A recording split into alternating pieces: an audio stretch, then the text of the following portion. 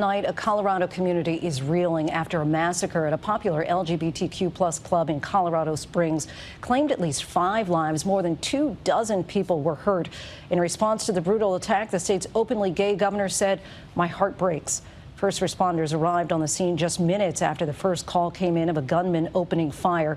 Witnesses say 2 heroic patrons inside stopped the shooter. Police say the 22-year-old suspect was armed with an assault-style rifle, and they're now investigating the incident as a possible hate crime. The suspect was injured and apprehended at the scene. Law enforcement officials tell ABC News that he was arrested last year after an alleged bomb threat incident. Tonight, a memorial is growing at the scene of the attack with flowers and notes left in honor of the victims. And President Biden released a statement saying we cannot and must not tolerate hate. We have team coverage beginning with ABC's chief national correspondent Matt Gutman from Colorado Springs.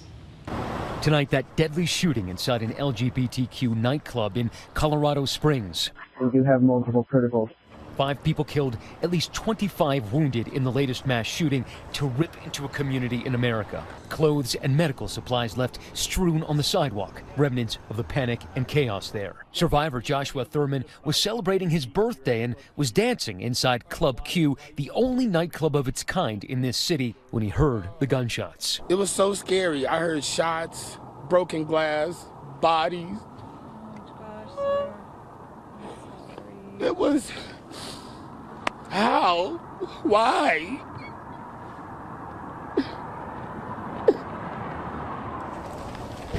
Police say the alleged gunman, 22-year-old Anderson Lee Aldrich, who had been charged in connection with bomb threats against his parents last year, was armed with an AR-style rifle and multiple magazines.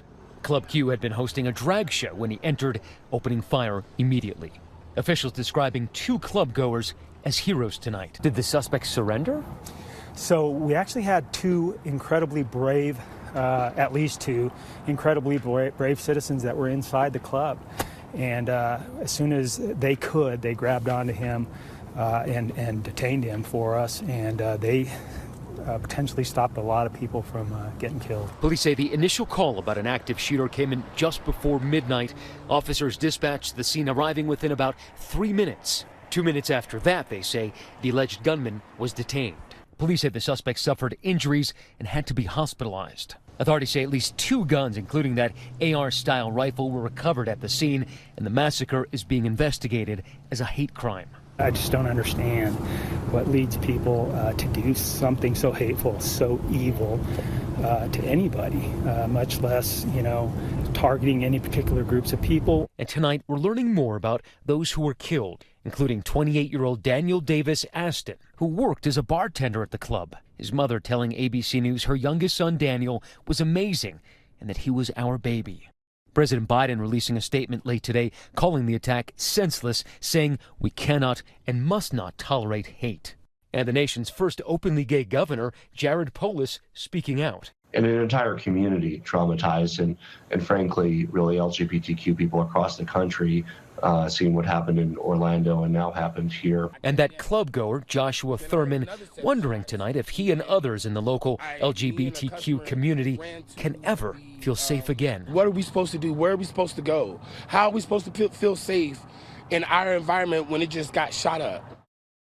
The entire community deeply wounded. Matt joins us now from the scene in Colorado Springs. And Matt, you just spoke with the police chief. What did he say about the direction of this investigation? Lindsay, the chief said they're going through a tremendous amount of evidence. You can see some of that work happening behind me.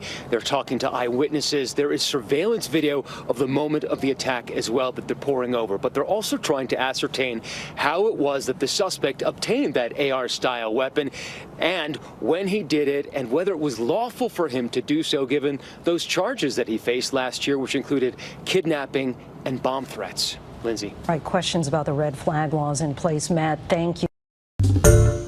Hi, everyone. George Stephanopoulos here. Thanks for checking